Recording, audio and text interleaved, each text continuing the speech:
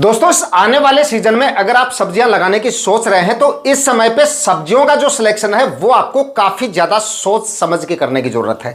गलती से भी इस समय पे अगर आपने गलत फसलों का चुनाव कर लिया तो आने वाले दिनों में काफी ज्यादा परेशानियां आपको फेस करनी पड़ सकती हैं या प्रॉफिट आपका कम निकल सकता है। इस एक सीजन की वजह से आगे की एक बड़ी सीजन आपकी डिस्टर्ब हो सकती है।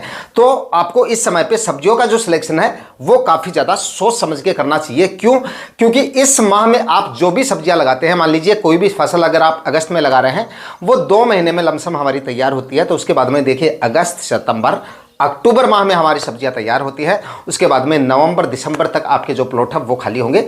लेकिन अक्टूबर और नवंबर में एक नई सीजन चालू हो जाती है और उस समय पे लगाई गई सब्जियां इस सीजन से अधिक मुनाफा देती हैं।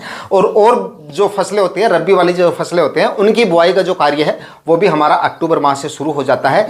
तो इस समय पे हम जो भी सब्जियां लगाते हैं उनमें सिलेक्शन हमें काफी ज्यादा सोच समझ के करने की जरूरत है।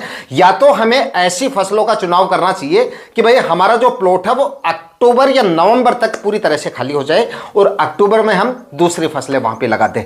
या हमें ऐसी फसल का चुनाव करना चाहिए जो थोड़ी लंबी अवधि की हो और उससे प्रॉफिट के चांसेस काफी ज्यादा हो, मतलब श्योरिटी हो कि भाई इस फसल से तो प्रॉफिट निकलेगा ही निकलेगा। ऐसी फसलों का इस समय पे आपको सिलेक्शन करना चाहिए।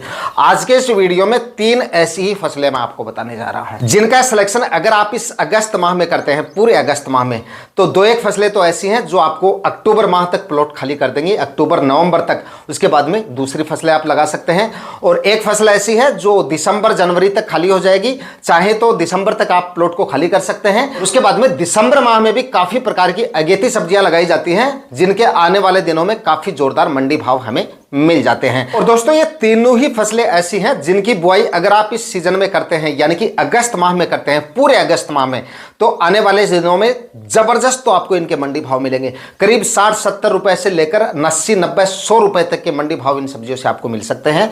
उत्पादन भी काफी जोरदार आपको देके जा सकती हैं। एक फसल लंबी अवधि की है, फिर भी इन तीनों ही सब्जियों में लगाने का खर्चा आपका काफी कम रहेगा। इस वजह से प्रॉफिट के जो चांसेस हैं वो काफी जबरदस्त रहेंगे और थोड़े से दिनों में आपके जो प्लॉट है वो खाली भी हो जाएंगे। तो इन तीनों फसलों के बारे में पूरी जानकारियां आज के इस वीडियो में आपको देने वाला हूं। कौन कौन सी फसल है, कौन सी फसल को कब तक लगाएंगे तो ज्यादा मंडी भाव और ज्यादा उत्पादन मिलेगा, ज्यादा से ज्यादा उत्पादन निकालने के मूल मंत्र भी इस वीडियो में मैं आपको बताऊंगा। इसलिए वीडियो पे लास्ट तक आपको बने रहना है। और वीडियो अगर आपके लिए इंफॉर्मेटिव रहा तो इस वीडियो को लाइक और शेयर जरूर कर दीजिएगा। जो किसान भाई चैनल पे नए हैं वो चैनल भी सब्सक्राइब कर लें ताकि खेतीबाड़ी से रिलेटेड वीडियो सही समय पर सही जानकारियों के साथ आपको मिलते रहें। नमस्कार दोस्तों, मेरा नाम है सुरेश और आप देख रहे हैं खेत किसान झुंझुनू। तो दोस्तों इस वीडियो में जिन 3 सब्जियों के बारे में हम बात करने वाले हैं उनमें से पहले नंबर की जो फसल है ना, जो आपको इस समय लगाने पर बहुत ही बढ़िया प्रॉफिट देके जा सकती है, वो है शकरकंद की खेती। इस समय पे अगर किसान भाई शकरकंद की खेती करते हैं तो आप ये मानिए कि कम से कम 1 एकड़ से 2 से 3 लाख रुपए तक का प्रॉफिट या इससे ज्यादा की कमाई भी आप कर सकते हैं। और इसको लगाने का जो तरीका है वो एकदम आसान है। बिल्कुल कम खर्चे में आप लगा सकते हो, चाहे आप नए किसान हैं चाहे आप अनुभवी किसान हैं, यानी कि सब्जियों का अगर आपको नॉलेज भी नहीं है फिर भी इस फसल को आप लगाकर काफी जोरदार कमाई कर सकते हैं। मंडी भावों की बात करें तो देखिए लास्ट ईयर भी इसके 25 रुपए से लेकर अलग अलग मंडियों में कम से कम 25 से लेकर 30-35 रुपए तक के मंडी भाव रहे थे। हमारे झुंझुनू सब्जी मंडी में 30-35 रुपए से कम मंडी भाव नहीं आए थे।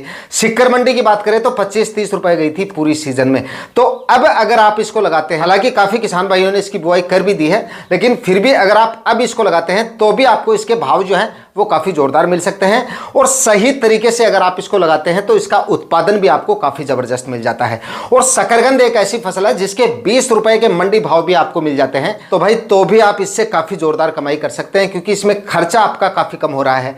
बहुत ही कम खर्चे में सिर्फ थोड़ा सा आपका नर्सरी का खर्चा होगा और बुआई से पहले जो खाद उर्वरक डालते हैं वो खर्चा होगा और जमीन की तैयारी होगा। इसके अलावा एक नया पैसा आपको खर्च करने की जरूरत नहीं पड़ेगी। क्यों नहीं पड़ेगी? क्योंकि ना ही तो इसमें कोई फर्टिगेशन वगैरह करना पड़ेगा और ना ही किसी भी तरह की रोग बीमारियां आपको देखने को मिलेगी। बाकी सब्जियों में अनगिनत स्प्रे और अनगिनत फर्टिगेशन हमें करने पड़ते हैं। इस फसल में कोई भी स्प्रे वगैरह मतलब किसी भी प्रकार की रोग बीमारी इसमें हमें देखने को नहीं मिलती है। इसी वजह से मैंने आपको बताया कि इसको नए किसान भाई भी आसानी से लगा सकते हैं और अच्छी कमाई कर सकते हैं। तो जबरदस्त मंडी भाव और जबरदस्त उत्पादन की वजह से काफी जबरदस्त प्रॉफिट ये फसल आपको देके जा सकती है, अगर ये थोड़ा समय भी ले लेती है। मैंने आपको बताया था कि भाई ऐसी फसल लगाओ इस समय पे जिसमें श्योरिटी हो, तो इसमें 99% चांस है कि ये फसल प्रॉफिट देकर जाएगी आपको। अगर दिसंबर तक का समय भी ये ले लेती है तो आप वहां पर दूसरी फसल भी इस प्लॉट में लगा पाओगे और पहली फसल से यानी शकरकंद से बढ़िया मुनाफा भी आपको मिल जाएगा। इसकी मंडियों में काफी अच्छी खासी डिमांड देखी जाती है और इसको जो लगाने वाले किसान भाई हैं वो काफी कम रहते हैं, इसलिए काफी अच्छा प्रॉफिट ये फसल आपको देके जा सकती है आने वाले इस सीजन में। दोस्तों अब बात करते हैं शकरकंद को लगाने का एकदम सही तरीका, या आप किस विधि से लगाकर शकरकंद से ज्यादा उत्पादन जो है वो ले सकते हैं। आप थोड़ा सा ध्यान मत देना, मैं थोड़ा सा अनकंफर्टेबल फील कर रहा हूँ, आँख पे थोड़ा स्वेलिंग है और आँख में इन्फेक्शन भी काफ़ी ज़्यादा है। किसी जहरीले जानवर ने यहाँ से काट लिया रात को, उसके बाद में 2 दिन के ट्रीटमेंट के बाद में फ़िलहाल ठीक हूँ मैं। बाकी आँख में बहुत ज़्यादा इन्फेक्शन हो गया था, तो फिलहाल इसीलिए 2 दिन में आपको वीडियो नहीं दे पाया। तो कैमरे से प्रॉपर मैं नज़र नहीं मिला पा रहा हूँ, एक जगह स्टेबल नहीं कर पा रहा हूँ नज़र को, तो थोड़ा सा आप इग्नोर कर देना इस चीज़ को।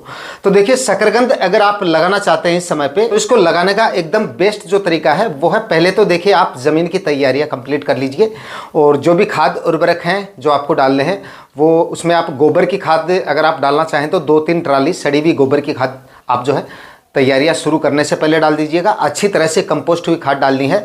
अगर कच्चा गोबर आपने डाल दिया तो आपकी जो कंद की क्वालिटी है वो ख़राब हो सकती है या थोड़ी प्रभावित हो सकती है, तो फिर दाम नहीं मिलेंगे आपको अच्छे इसके। तो सड़ी हुई गोबर की खाद डालिएगा अच्छी तरह से, 2-3 ट्राली, ज़्यादा डालने की ज़रूरत नहीं है। उसके बाद में एक डीपली प्लोविंग कर दीजिएगा मिट्टी पलटने वाले हल से, जो तई वाला प्लाव होता है उससे आप एक गहरी जुताई कर दीजिएगा अच्छी तरह से। उसके बाद में एक हैरो निकलवा के और ज़मीन को एकदम से बराबर कर लेना और मिट्टी भुरभुरी रहनी चाहिए। और हैरो निकालने से पहले खाद उर्वरक, जो रासायनिक खाद उर्वरक हैं वो भी आप डाल दीजिएगा। रासायनिक खाद उर्वरकों में हमें क्या डालना है, 50 से 60 kg DAP खाद इसमें डालनी है। ये आप अच्छी मात्रा में डालेंगे तो कंद का विकास भी अच्छा होगा और फैलाव भी जड़ों का काफ़ी अच्छे से होगा, इसलिए जड़ों का फैलाव जितना अच्छा होगा फसल उतनी ही अच्छा उत्पादन हमें देगी। उसके बाद में म्यूरेट ऑफ पोटास ये भी इसमें डालना काफ़ी ज़्यादा ज़रूरी है। 30, 35 या 40 kg तक आप इसमें म्यूरेट ऑफ पोटास ले सकते हैं अपनी खेत की ज़रूरत के हिसाब से। यूरिया खाद अभी डाल दीजिएगा, बाद में डालने की ज़रूरत नहीं है। चाहे तो आप ज़रूरत है तो 15 से 20 kg यूरिया खाद, 500 ग्राम फंगीसाइड भी डाल ही दीजिएगा इसमें। उसके बाद में आखिरी कल्टिवेशन आप बराबर मात्रा में ये 1 एकड़ में आप डाल के उसके बाद में आखिरी का एक कल्टीवेशन कर लें। अब बारी आती है देखिए लगाने की, तो लगाने से पहले सुनिश्चित कर लेना कि मिट्टी में एक्स्ट्रा नमी नहीं रहनी चाहिए, मिट्टी को एकदम से भुरभुरा बना लेना है। ऊपर से करीब 2-3 इंच तक मिट्टी को सूखा लेना है। फिलहाल बारिश वगैरह भी नहीं हो रही है तो ऐसा आप कर सकते हैं इजीली। उसके बाद में देखिए लगाने के तरीके की बात करें तो बेड बनाकर आप इसको लगाएं। जिन किसान भाइयों के पास में ड्रिप इरीगेशन है वो तो इजीली बेड बना के लगा ही सकते हैं। बाकी अगर आपके पास में ड्रिप इरीगेशन नहीं है तब भी आप बेड बना के ही इसको लगाएं। चाहे सिंचाई आप मिनी स्प्रिंकलर या स्प्रिंकलर से कर देंगे कोई फर्क नहीं पड़ेगा, लेकिन बेड बना के अगर आप लगाएंगे तो एक तो उत्पादन आपको काफी जोरदार मिलेगा, कंद की साइज आपको अच्छी मिलेगी और कंद भी काफ़ी अच्छी मात्रा में आपको मिलेंगे। दूसरा, निकालने में काफ़ी ज़्यादा आसानी रहेगी। फ्लैट सरफेस पे अगर हम करेंगे तो खोदते खोदते थक जाएंगे या लेबर कॉस्ट इसमें ज़्यादा आ जाएगा। बेड बना के लगाएंगे तो इजीली आप इसको निकाल सकेंगे। तो करीब 2.5 से 3 फीट चौड़े आप बेड बनाइए और 1 से 1.5 फीट ऊंची उसकी बेड की हाइट होनी चाहिए। उसके बाद शकरकंद की आप नर्सरी लाइए और उसको बेडों पर लगा दीजिए। इस तरीके से आप इसको लगा सकते हैं। इसमें नर्सरी का जो खर्चा है आपका वो थोड़ा सा होगा, वो भी कोई ज़्यादा मतलब 1 एकड़ में टोटल लगने वाले नर्सरी की बीज की मतलब जो बेलें आती हैं वो इसकी नर्सरी होती है। तो इसकी मात्रा की बात करें 1 एकड़ में करीब 6 से 7 क्विंटल तक आपको नर्सरी खरीदनी पड़ सकती है। तो इतनी नर्सरी आपको लेनी पड़ेगी और जो इसका कॉस्ट आती है इसकी 500-600 रुपये क्विंटल तक आपको ये आसानी से हर एक किसान भाई या किसी भी अच्छे नर्सरी से आप इसको परचेज कर सकते हैं। तो आप ये मानिए कि 4 से 5 हज़ार रुपये तक का आपका नर्सरी का खर्चा हो जाता है। तो कहने का मतलब है इसमें खर्चा हमारा ज़्यादा नहीं हो रहा है। मैक्सिमम आप ये मानिए 1 एकड़ में अगर शकरकंद लगाते हैं तो 8 से 10 हज़ार रुपये का आपका खर्चा होगा और इस खर्चे में आप 2 से 3 लाख रुपये आसानी से निकाल सकते हैं। दोस्तों अब बात करते हैं अगली सब्जी फसल के बारे में। और इस फसल को भी अगर आप इस अगस्त महीने में लगाते हैं तो आने वाले दिनों में यानी कि मैक्सिमम 60 दिन में आपका प्लॉट जो है वो पूरी तरह से खाली हो जाएगा। इस चीज़ को ध्यान में रख के ही इस वीडियो में तीनों सब्जियां मैंने आपको बताई है कि भाई जल्दी से आपके प्लॉट खाली हो जाएं। तो थोड़े ही दिनों में इस फसल से आपका प्लॉट खाली हो जाएगा और मंडी भाव मैक्सिमम यानी कि इससे 40, 50, 60 रुपए तक के मंडी भाव आने वाले सीजन में मिल सकते हैं।